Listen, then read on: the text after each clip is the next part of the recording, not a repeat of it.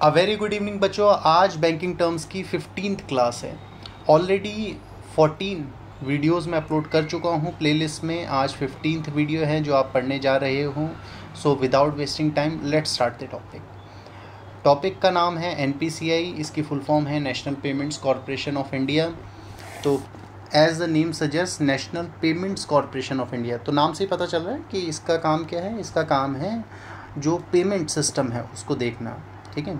तो ध्यान से हम सुन के याद रखेंगे कि जो national payment corporation of India है उसका मेन काम है इंडिया के पेमेंट और सेटलमेंट इकोसिस्टम को इम्प्रूव करना, ठीक है। ध्यान रखना, एनपीसीआई को बोला जाता है कि एक अम्ब्रेला ऑर्गेनाइजेशन है जो entire online payment and settlement system को इम्प्रूव कर रही है, ठीक है, एंड किया भी है। सो आगे पढ़ते हैं। देखिए, तो सबसे पहले तो बच्चों ये जानते हैं कि इसको बनाया किसने या बनाने के लिए गाइडेंस किसने दी। तो याद रखेंगे हम कि एनपीसीआई को बनाने के लिए जो गाइडेंस थी वो reserve bank of India and Indian bank association के द्वारा दी गई थी। मतलब एनपीसीआई के इस्टेब्लिशमेंट के लिए RBI along with Indian bank association की गाइडेंस थी, जिसके बेसिस में सेटअप हुआ। और बच्चों क्योंकि ये पेमेंट इकोसिस्टम को हैंडल करता है, एंटायर पेमेंट इकोसिस्टम को इम्प्रूव करता है, तो एनपीसीआई को बनाने के लिए कौन से एक्ट को यूज़ किया गया। देखो, जितनी भी ऑर्गेनाइजेशंस होती है बच्चों वो अलग अलग एक्ट के अकॉर्डिंगली इस्टेब्लिश्ड होती है, ठीक है। Like banks are established based, banks are licensed based upon the RBI act. उसी तरीके से इंश्योरेंस सेक्टर को अगर लाइसेंस चाहिए तो आईआरडीए एक्ट के अकॉर्डिंगली लाइसेंस मिलता है। अगर कोई ऑर्गेनाइजेशन कैपिटल मार्केट में डील कर रही है लाइक एज अ ब्रोकर और डिपॉजिटरी, ठीक है, और क्लियरिंग हाउस, ठीक है, then they need to take the license from SEBI. तो similarly national payment corporation of India की अगर बात करते हैं तो इसको सेटअप करने के लिए कौन से एक्ट का यूज़ किया, तो इसको सेटअप करने के लिए यूज़ किया गया था payment and settlement system act 2007, ठीक है। तो एनपीसीआई हम याद रखेंगे, it was setup based upon the guidance of RBI and Indian bank association and it was set up, however it was set up according to the provision of payment and settlement system act 2007, ठीक है। चलिए बता दूं आपको, payment and settlement system act 2007 के provisions के accordingly NPCI अपनी सारी की सारी एक्टिविटीज़ परफॉर्म करता है, ठीक है। चलिए आगे सुनिए। देखिए, एनपीसीआई बना कब, इनकॉर्पोरेट कब हुआ, तो ध्यान रखना दिसंबर 2008 में एनपीसीआई इनकॉर्पोरेट हुआ था, ठीक है। दिसंबर 2008 में एनपीसीआई इस्टेब्लिश हुआ, इनकॉर्पोरेशन हुआ, और 2008 में इनकॉर्पोरेट होने के बाद उसको certificate of commencement of business मिला अप्रैल 2009 में। मतलब बिज़नेस को शुरू करने के लिए जो सर्टिफिकेट चाहिए होता है वो certificate of commencement of business issue हुआ था अप्रैल 2009 में, ठीक है। तो आप कह सकते हो अप्रैल 2009 से उसने बिज़नेस शुरू करना या काम करना शुरू किया था, ठीक है। बिज़नेस का मतलब है अपना जो जिस एक्टिविटी के लिए एनपीसीआई बना है उसकी हम बात कर रहे हैं, ठीक है। तो दिसंबर 2008 में बना, अप्रैल 2009 में certificate of commencement of business मिला। चेयरमैन की बात करते हैं बच्चों, तो प्रेजेंट चेयरमैन है mister Ajay Kumar Chaudhary, present chairman है। Managing director and chief executive officer की बात करते हैं तो मिस्टर दिलीप आसबे इसके प्रेजेंट एमडी एंड सीईओ है। करंट इसका रजिस्टर्ड ऑफिस की बात करते हैं तो जो इस्टेब्लिश हुआ था, इस्टेब्लिश होने के बाद उसका रजिस्टर्ड ऑफिस कहाँ आया, तो रजिस्टर्ड ऑफिस बना मुंबई में, ठीक है। चलिए, तो ये हमने पढ़ा एनपीसीआई के बारे में। अब बच्चों एनपीसीआई के बारे में क्या क्या पढ़ा मैं एक बार आपको दोबारा बताता हूँ, ठीक है। किसके अकॉर्डिंगली बना, आरबीआई और Indian bank association, reserve bank of India and Indian bank association की गाइडेंस में बना, ठीक है। इसका मेन काम क्या है, entire online payment and settlement system को इम्प्रूव करना, डेवलप करना, ठीक है। अगर कोई ऑनलाइन पेमेंट इकोसिस्टम में कुछ इश्यूज़ आ रहे हैं, ठीक है, तो उसको रिजॉल्व करवाना, ठीक है। मतलब मोटे मोटे तौर पे ऑनलाइन इकोसिस्टम को प्रमोट करना, ठीक है, डेवलप करना। इंडियन इकॉनमी कैश के साथ साथ कैशलेस ट्रांजैक्शन भी ज़्यादा अच्छे से कर सके, मतलब ऑनलाइन ट्रांजैक्शन भी अच्छे से कर सके, ये एनपीसीआई चाहता है। एंड जो एनपीसीआई है वो कौन से एक्ट के अकॉर्डिंगली बना है, तो payment and settlement system act 2007 के अकॉर्डिंगली बना। प्रेजेंट चेयरमैन कौन है, इनके चेयरमैन है मिस्टर अजय कुमार चौधरी जी, और अगर present managing director and chief executive officer की बात करें तो मिस्टर दिलीप आसबे, ठीक है। आगे बढ़ते हैं बच्चों। देखो, प्रोडक्ट एंड सर्विसेज की बात करते हैं, मतलब अब देखिए, हमें एनपीसीआई के बारे में पता चलेगा जब हम एनपीसीआई क्या क्या प्रोडक्ट्स या सर्विसेज दे रहे हैं उसके बारे में हम पढ़ते हैं, ठीक है। जब हम उसके बारे में जानें तो एक एक करके देखते हैं। देखो सबसे पहले बच्चों एनएफएस। अच्छा, इस एग्ज़ाम पॉइंट ऑफ व्यू से ना ये सारी की सारी फुल फॉर्म्स बहुत इंपॉर्टेंट हैं, ठीक है। इसके अलावा भी बहुत सारे प्रोडक्ट एंड सर्विसेज है, मैंने मेन लिखे हैं, ठीक है। एनएफएस क्या बच्चों? एनएफएस है नेशनल फाइनेंशियल स्विच, ठीक है। अब एक बात ध्यान रखना बच्चों, पहले तो मैं आप बता दूं एनएफएस होता क्या है। तो ये जो आप अपने किसी भी बैंक के डेबिट कार्ड को किसी भी बैंक के एटीएम में आप यूज़ कर पा रहे हो, लाइक आपके पास जो डेबिट कार्ड है वो है ए बैंक का, ठीक है। ए बैंक का आपका डेबिट कार्ड है, बट आपके घर के पास जो एटीएम है वो किसी और बैंक का है, लाइक लेट सपोज बी कोई बैंक है उसका एटीएम है। तो आप अपने ए बैंक के डेबिट कार्ड को बी बैंक के एटीएम में डाल के पैसे निकाल सकते हो। ये सब पॉसिबल हो पाया just because of national financial switch, ठीक है। बिकॉज एनएफएस क्या करता है? एनएफएस एक नेटवर्क है जिसके थ्रू जितने भी एटीएम्स हैं वो इंटरकनेक्टेड है, ठीक है। चलिए, अब बस एक बात याद रखना बच्चों, ये जो एनएफएस है, इस एनएफएस को एक तरीके से आप कह सकते हो कि इनिशियल लेवल पे एनएफएस को एनपीसीआई से पहले कौन रन करता था, ऑपरेट करता था? तो वो था आईडीआरबीटी, आरबीआई की, रिजर्व बैंक ऑफ इंडिया की एक सब्सिडरी है, institute for development and research in banking technology. तो आईडीआरबीटी एनएफएस को इनिशियल लेवल पे रन करता था, ठीक है। अच्छा, आगे बढ़ते हैं। तो नेक्स्ट एनएफएस के बारे में हमें पता चल गया है कि नेशनल फाइनेंशियल स्विच क्या है। नेशनल फाइनेंशियल स्विच की वजह से हम क्या कर सकते हैं, जितने भी हमारे एटीएम्स हैं वो एटीएम्स आप इंटरकनेक्ट कर सकते हो, ठीक है। नेक्स्ट, अभी आईएमपीएस क्या है बच्चों? तो देखो ये है immediate payment service. Immediate payment service क्या है बच्चों? इमीडिएट पेमेंट सर्विस एक इंफ्रास्ट्रक्चर है जिसके थ्रू आप जितनी भी ऑनलाइन पेमेंट आप कर रहे हो वो आज की डेट में 24/7 एंड रियल टाइम बेसिस में हो रही है, ठीक है। देखो नाम से पता चल रहा है इमीडिएट पेमेंट सर्विस, ठीक है।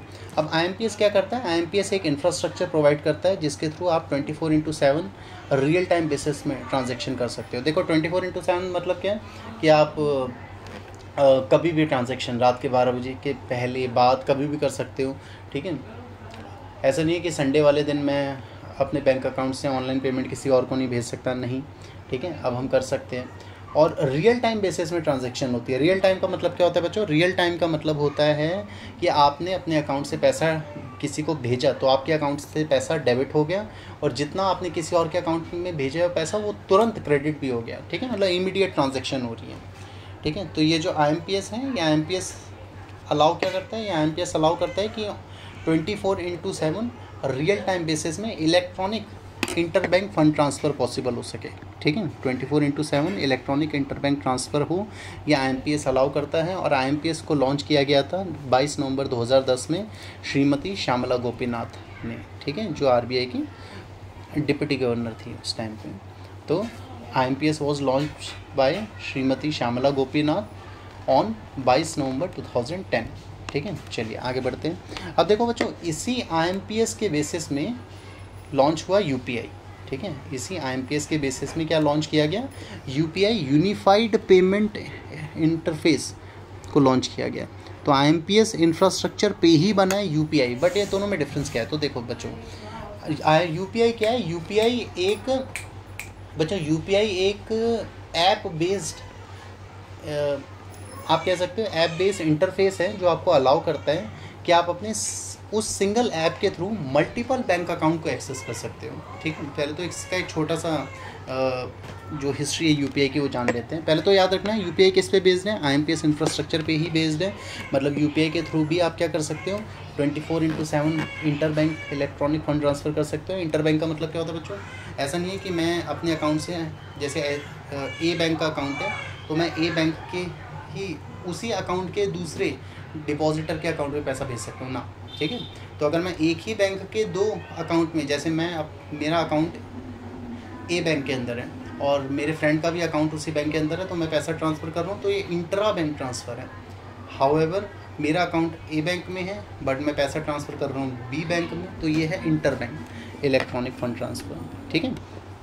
तो यूपीआई क्या अलाउ करता है? यूपीआई या आईएमपीएस इंफ्रास्ट्रक्चर अलाउ करते हैं 24/7 real time inter bank electronic fund transfer, ठीक है, कि आप कभी भी पैसा ट्रांसफ़र कर सकते हो रियल टाइम बेसिस में, मतलब यहाँ से भेजा किसी और के अकाउंट में तुरंत पहुँच गया।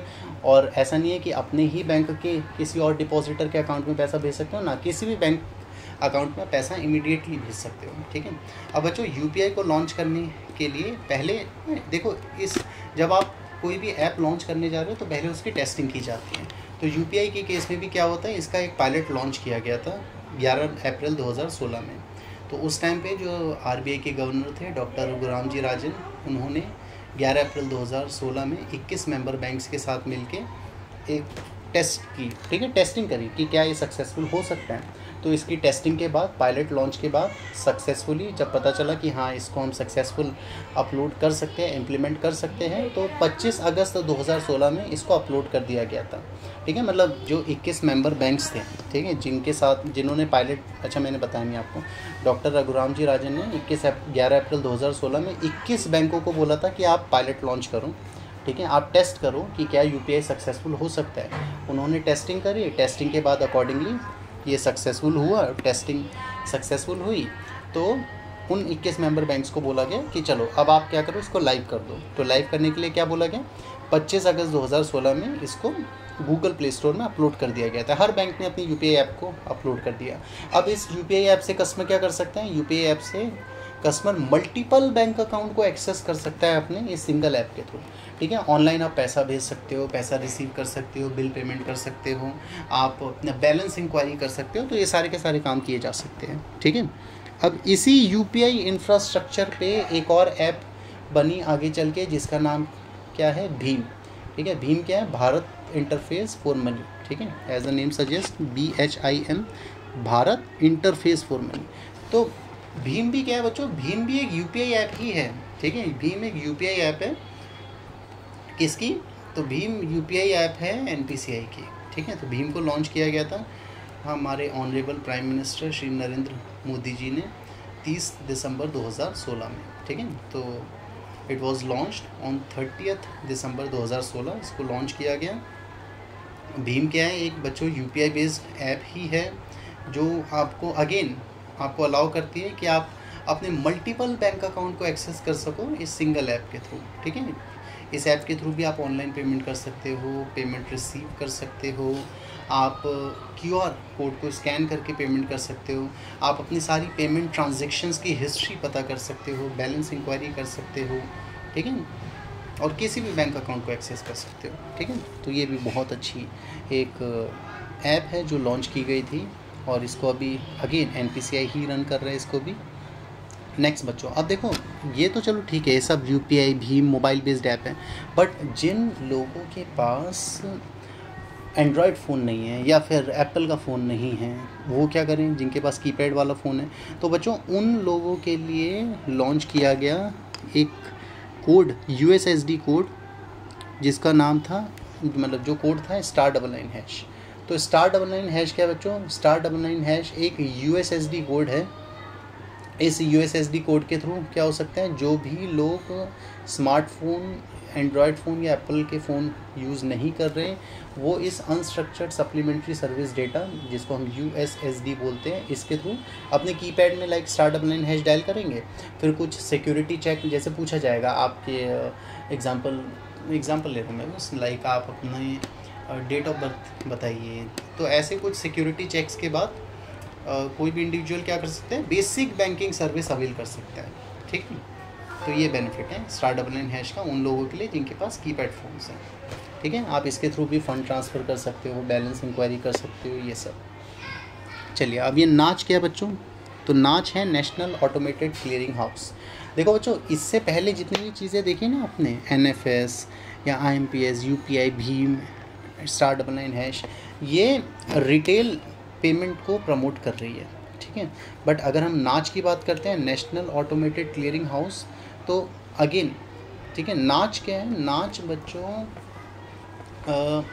एक आपको एक सर्विस देता है नाच, जिसके थ्रू बैंक्स, गवर्नमेंट ऑर्गेनाइजेशंस या प्राइवेट ऑर्गेनाइजेशंस मल्टीपल पेमेंट्स करवा सके जो रिपीटेटिव नेचर की हो। ठीक है, मैं एग्जांपल बहुत सिंपल वे में बताता हूँ। देखो, जैसे कुछ पेमेंट होती है लाइक सैलरी।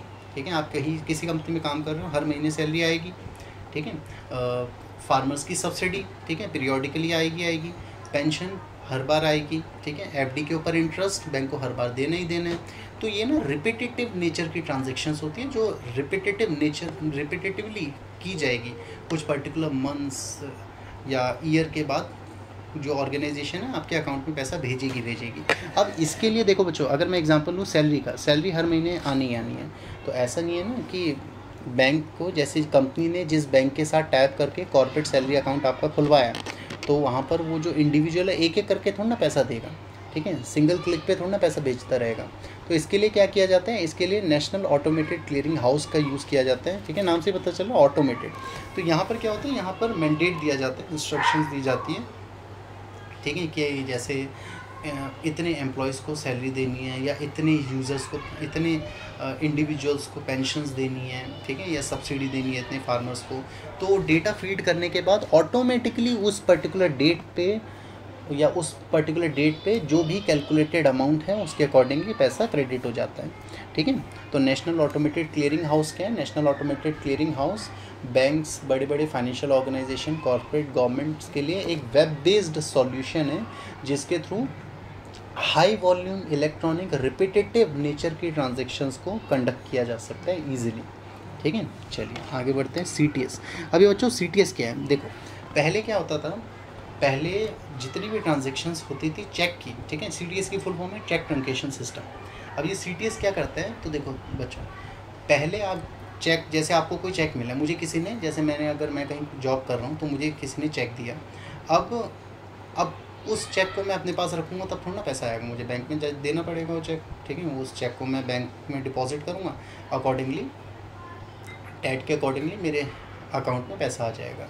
तो पहले क्या होता था, जब भी आप चेक देते थे उस चेक की मैनुअल प्रोसेसिंग होती थी। ठीक है, चेक ड्रॉप बॉक्स में आप डालते थे, फिर कोई बैंक का एम्प्लॉय ड्रॉप बॉक्स से चेक ले जाके चेक प्रोसेसिंग सेंटर में देता था, फिर उसकी प्रोसेसिंग होती थी, फिर सारी की सारी चेकिंग के बाद वैलिडेशंस देखने के बाद पैसा आ जाता था। ठीक है, उसी चीज़ को ख़त्म किया गया सीटीएस के थ्रू। अब क्यों ख़त्म किया गया, मतलब मैनुअल प्रोसेसिंग क्यों रोक दी हमने, क्योंकि देखो बच्चों मैनुअल प्रोसेसिंग के बहुत सारे लूप होल्स भी हैं। क्योंकि अगर आप मैनुअल प्रोसेसिंग कर रहे हो तो वहाँ टैट बढ़ेगा, है ना। मतलब अगर देखो दो तरीके, मैं मैनुअली चेक को कहीं भेज रहा हूँ, फिर उसको देखा जा रहा है और फिर पेमेंट हो रही है। ठीक है, चेकिंग के बाद, सिक्योरिटी चेक्स के बाद पेमेंट हो रही है। और दूसरा तरीका क्या है कि जो बैंक का एम्प्लॉय है ऑन द स्पॉट चेक की इलेक्ट्रॉनिक इमेज भेज रहे हैं। ठीक है, चेक को मैनुअली ना भेज के चेक की इलेक्ट्रॉनिक इमेज भेज रहा है चेक प्रोसेसिंग सेंटर पे, और फिर उसको चेक करके भेजा जा रहा है। तो ये टाइम बचा रहा है, ऑपरेटिंग कॉस्ट बचा रहा है, ट्रैवलिंग एक्सपेंस बचा रहा है, और सबसे अच्छी बात क्या है कि इसमें फ्रॉड के चांसेस थोड़े कम हो रहे हैं। ठीक है, क्योंकि मैनुअल चेक जा रहा है, हो सकता है उन चेक में कुछ ना कुछ इश्यूज़ ट्रांजिट में, रास्ते में कुछ क्रिएट हो जाए। ठीक है, इंटेंशनली और अनइंटेंशनली। ठीक है, तो बहुत सारे बेनिफिट है सीटीएस के। ठीक है, तो चेक ट्रंकेशन सिस्टम क्या करता है, चेक ट्रंकेशन सिस्टम बच्चों चेक की मैनुअल प्रोसेसिंग को स्टॉप करके चेक की इलेक्ट्रॉनिक प्रोसेसिंग को प्रमोट करता है। ठीक है, तो सीटीएस क्या है, cheque truncation system prevents the physical movement of cheque and now cheque can be process through electronic images. ठीक है, चलिए तो एक बेसिक आइडिया दिया मैंने एनपीसीआई के प्रोडक्ट्स एंड सर्विसेज का। आप एनपीसीआई की वेबसाइट में जाके अपनी नॉलेज को एनहांस करने के लिए और भी प्रोडक्ट और सर्विसेज हैं जो आप पढ़ सकते हैं। ठीक है, चलिए तो मैं क्लास यहीं एंड करता हूँ बच्चों, एंड प्रॉमिस करता हूँ कि मैं नेक्स्ट कंटेंट सून लेके आऊँगा और कोशिश करूँगा कि ज़्यादा लंबा गैप ना रहे। ठीक है, चलिए गुड नाइट बच्चों।